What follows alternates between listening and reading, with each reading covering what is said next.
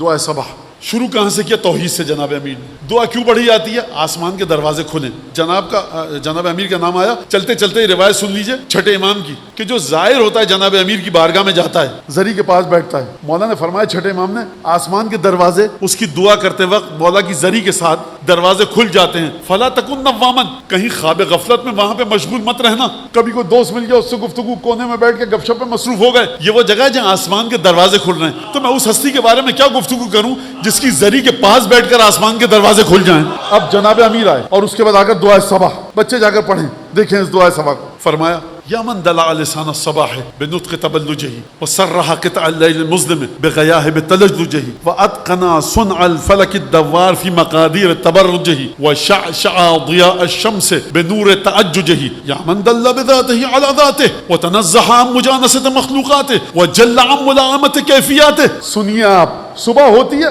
معمولی سی چیز ہے, صبح ہو رہی ہے. جناب امیر کے لیے کوئی بھی چیز معمولی نہیں ہے. وہ ہستی جو یہ کہے ما رأيت شيئا الا ورأيت الله قبله ومعه وبعده, میں نے کوئی چیز دیکھی نہیں ایسی, اس سے پہلے خدا کو دیکھا, اس کے ساتھ خدا کو دیکھا, اس کے بعد خدا کو دیکھا. ذکر سمجھنا ہے تو چلیے. فرمایا کیا گفتگو کی ہے؟ صبح ہو رہی ہے. پروردگار صبح ہو گئی. نا نا نا, جناب امیر ہے, فاطمہ بنت اسد کا سپوت ہے, ابو طالب کا خون ہے, بنو ہاشم کی عزت کا مالک ہے.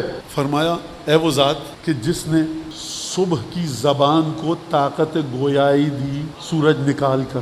دلعا یعنی زبان نکل پڑے. یا من دلع لسان الصباح بنطق تبلجہ, پروردگار تو نے صبح کو طاقت گویائی دی, روشنی عطا کر کر. صبح کب بولتی ہے؟ رات کا اندھیرا ہوتا ہے, صبح گفتگو نہیں کرتی. کب کرتی ہے؟ فجر کے وقت. ایک دفعہ افق پر سرمئی سرخ زرد روشنی آئی, اب صبح گفتگو کر رہی ہے. کیا گفتگو کر رہی ہے؟ میں طلوع ہو رہی ہوں.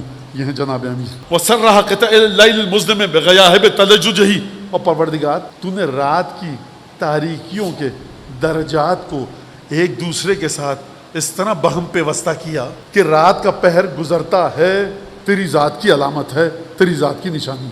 سرح قطع اللیل المظلم بغیاہب تلججہ واتقن صنع الفلک الدوار فی مقادیر تبرجہ, اور تو نے جو آسمان پر مختلف آسمان بنائے, فلک بنائے. اتقن صنع الفلک الدوار, یہ جو آسمان گھوم رہا ہے تو نے بڑی مضبوطی کے ساتھ اس آسمان کو خلق کیا. کس طرح سے؟ برج بنا کر. برج کا لفظ اب میں اس میں نہیں جانا چاہتا, برج ایک ایسٹرونومی کی اصطلاح ہے, وہ جا کر آپ بچے دیکھ سکتے ہیں کہ برج کا مطلب کیا ہے. اتقن صنع الفلک الدوار فی مقادیر تبرجہ وشعشع ضیاء الشمس بنور تعججہ, اور تو نے سورج کو شعاعیں عطا کی, اس کے وجود کو شعلہ ور کر کے, مشتعل کر کے. ایک آگ کا شعلہ ہے, جب جلد نکلتا ہے سورج لگتا ہے آگ کا شعلہ ہے, وہ گفتگو کر رہا ہے. یا من دل بذاتہ علی ذاتہ, پروردگار تیری ذات کو سمجھنے کے لیے کیا فرمایا جناب امیر نے؟ سورج کا ذکر کیا, رات کا ذکر کیا, صبح کا ذکر کیا. تو اب کیا پروردگار صبح کے ذریعے میں تجھے سمجھا, رات کے ذریعے سمجھا, سورج کی روشنی کے ذریعے سمجھا, نہ یہ نہیں کہا پروردگار نعمتیں تیری ہیں, لیکن یا من دل بذاتہ علی ذاتہ, پروردگار تیری ذات وہ ہے جس نے خود اپنی ذات کے ذریعے ہمیں رہنمائی کی کہ میں ہوں. توحید جناب امیر کی الگ ہے, یہ میری اور آپ کی توحید ہے کہ سورج, چاند, درخت, گھوڑا, بلی, ہرن, شیر, یہ دیکھ کر توحید کی طرف جائیں. یا من دل بذاتہ علی ذاتہ, پروردگار تیری ذات وہ ہے کہ جس نے اپنی ذات کے ذریعے اپنی ذات کی طرف رہنمائی کی. جب اپنی ذات کے ذریعے ذات کی طرف رہنمائی کی, تنزہ عن مجانست مخلوقات, جب خدا اپنی ذات کو اپنی ذات کے ذریعے بتا رہا ہے تو آپ بھی یہی ہیں. میں آپ کو دیکھ کے آپ کو سمجھتا ہوں, جو یہاں صاحب بیٹھے ان کو دیکھ کے سمجھ رہا ہوں, جو یہاں صاحبان بیٹھے ان کو دیکھ کے سمجھ رہا ہوں, میں ان کی شکل دیکھ رہا ہوں, ان کی صورت دیکھ رہا ہوں. آپ آئیں گے مولانا میں مجلس میں بیٹھا تھا تو آپ نے مجھے بتایا آپ ہیں, تو اس میں کون سی بڑی بات ہے؟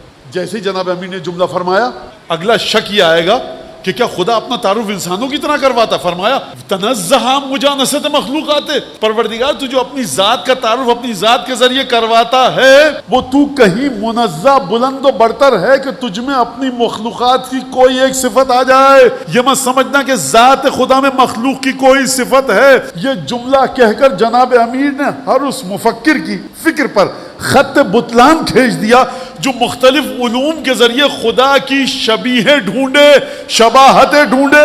کہا خدا کسی شبیہ میں نہیں ہے. یہ توحید ہے جناب امیر کی کہ دل بذاتہ علی ذاتہ وتنزہ مجانست مخلوقات. اگلے مرحلے پر جا کر یہ مت سمجھنا کہ خدا جب اپنا تعارف اپنے ذریعے کروا رہا ہے تو یہ تو ہر انسان اپنا تعارف اپنے ذریعے کرواتا ہے. کہا کہ نہیں، خدا کی ذات میں ایک صفت بھی مخلوقات جیسی نہیں ہے. تنزہ مجان.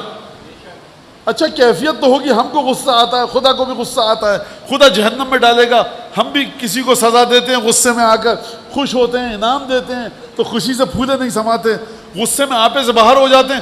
وہ جلام ملامت کیفیات ہے.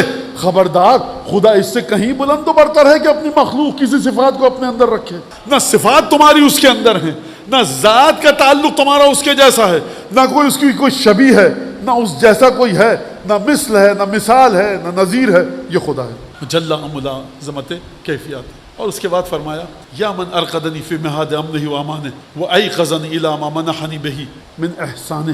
پروردگار تیری ذات وہ ہے جس نے مجھے امن و امان کے جھولے میں، گہوارے میں بڑے آرام سے رکھا. یہ جملہ سن لیجئے، میں اس کو روک کر آتا ہوں، پھر ختم کروں بات کو اپنی. ایقظنی الی ما منحنی بہ من مننہ و احسانہ. کہ پروردگار تو نے مجھ پر جو نعمتیں دی، تو نے مجھے اس کی جانب رخ کر کے توجہ دلائی. یہ جملہ اس کو کل پہ رکھیں گے. گفتگو کرتے کرتے آئے جناب امیر دروازہ کھولنا چاہتے ہیں آسمان کا. کون ہے یہ جناب امیر؟ صفات آپ کے سامنے ہیں. لیکن جب خدا کی توحید کو بیان کیا تو فرمایا پروردگار جب توحید پر گفتگو ہو چکی، پروردگار وصلی علی الدلیل الیک فی اللیل الالیل والماسک من اسبابک بحبل الشرف الاطول والناسع الحسب فی ذروة الکاہل العابل والثابت القدم علی زحالیفہ فی الزمن الاول. جب خدا کی توحید کو بیان کر دیا تو فرمایا اللہم صلی علی، پروردگار درود بھیج. کس پر بھیج؟ کس پر درود بھیج؟ پروردگار درود بھیج. صلی علی الدلیل الیک فی اللیل الالیل، اپنے اس رہنما پر تو درود بھیج کہ جو اندھیری ترین گھٹا ٹوپ تاریک اور اندھیری ترین رات میں، گمراہی اور جہالت کی اندھیری رات میں، جہاں کسی کو کچھ نہیں سجھائی دیتا، جہاں کسی کو کچھ نہیں دکھتا، جب آپ کو کچھ نہیں دکھے گا تو آپ رہنمائی پا سکتے ہیں. میں 100 1000 1 لاکھ سائن بورڈ لگا لوں، آپ کو سائن بورڈ نہیں دکھے، آپ سمجھ سکتے ہیں کہ حیدرآباد کس طرف ہے، بلوچستان کس طرف ہے، کراچی سے کوئٹہ کیسے جائیں گے، نہیں جا سکتے.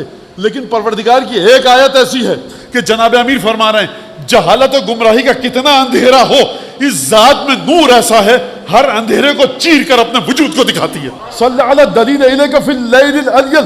اچھا صرف اپنے کو دکھاتی ہے؟ کہا کہ نہیں والماسک من اسبابک بالشرف الاطول بحسب الشرف الاطول.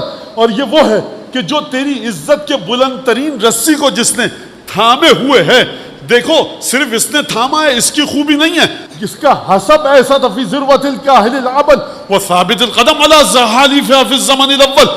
یہ اس پر درود بھیجنے کی بات کر رہے ہیں جناب امیر کہ جو ہمیشہ سے شرف پروردگار سے جڑا ہوا ہے. اس کے خاندان جیسا کوئی خاندان نہیں ہے، اس میں اتنی طاقت ہے تقوی کی، معنویت کی، پاکیزگی کی کہ کوئی اس کے برابر نہیں آ سکتا. اور یہ کون ہے؟ وہ ثابت القدم علی زحالیفہ فی الزمن الاول. جتنے پیر پھسلنے کی جگہیں تھیں بچپنے میں، لڑکپن میں، نوجوانی میں، جوانی میں، یہ کسی ایک جگہ پر رتی برابر لغزش نہ آئی. ایک وہ ہے کہ جو یہ کہے کہ رسول نے مردار کھا لیا، نجس پانی پی لیا. رسول کو طریقہ نہ تھا کہ کس طرح سے اپنا لباس پہنے.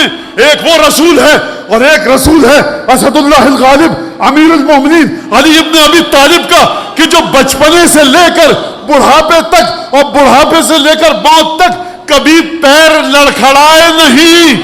خوب توجہ. یا علی جب آپ خدا کی توحید کے بارے میں بات کر چکے ہیں تو ایک جملہ کہیے پروردگار میرے چچا زاد بھائی آخری صبح درود بھیج، اور آگے بڑھ کر اپنی گفتگو کریں. جناب امیر جواب دیں گے کہ میں رسول خدا پر صرف درود نہیں بھیج رہا. ارے نادان، وہ تو ایک جملے میں ہو جائے گا. میں چاہتا ہوں کہ تم کو بتاؤں کہ کس طرح سے خدا کی آیتوں کے سامنے تکبر نہ کرنا. اگر تکبر کیا آسمان کے دروازے نہیں کھلیں گے، رگڑتے رہو گے پیشانی، بھاگتے رہو گے خانہ کعبہ کے گرد، پہاڑی کے چکر لگاؤ، نہ نماز قبول نہ روزہ قبول. آؤ آسمان کے دروازوں کو کھولو، میرے بھائی کے سامنے سر کو جھکاؤ. اونٹنی کے سامنے جس نے تکبر نہیں کیا مسلمان تھا، دسترخوان کے سامنے جس نے تکبر نہیں کیا مسلمان تھا. آؤ آ کر میرے بھائی کی عظمت کو مجھ سے پوچھو.